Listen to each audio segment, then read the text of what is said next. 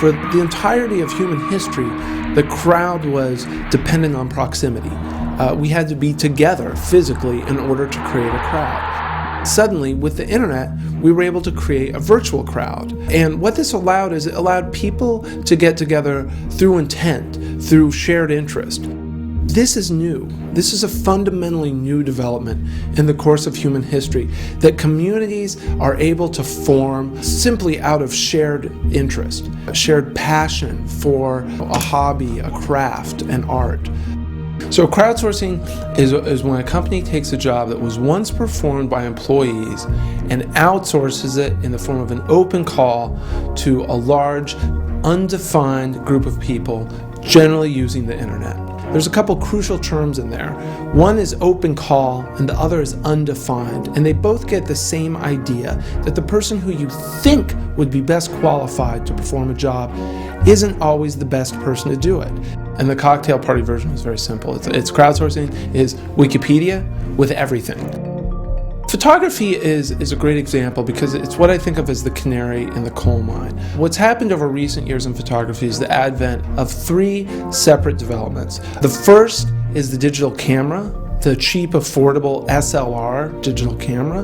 The second is photo editing software, which has become easier and easier to use. And the third, of course, is the internet.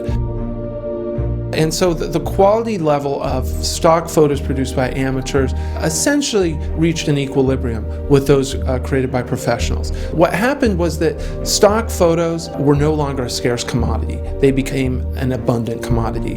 Instead of charging $300 per stock photo, they charged $1. And as you can imagine, the demand for a commodity that had been marked down by 99% was huge.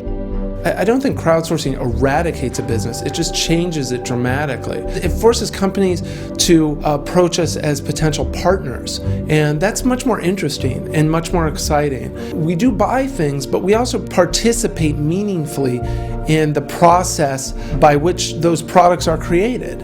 What we see with these successful forms of crowdsourcing is that they came up organically from the people formerly known as customers, from the people formerly known as the audience. The technology is so good that it's become easier for people to become very good. And then finally, the emergence of online communities. I like to think about the online community as kind of the building block of crowdsourcing. It's what the corporation is to the industrial era. It showed that people could come together and self-organize into productive units. What once took managers in a corporate hierarchy can now be done in the context of the community.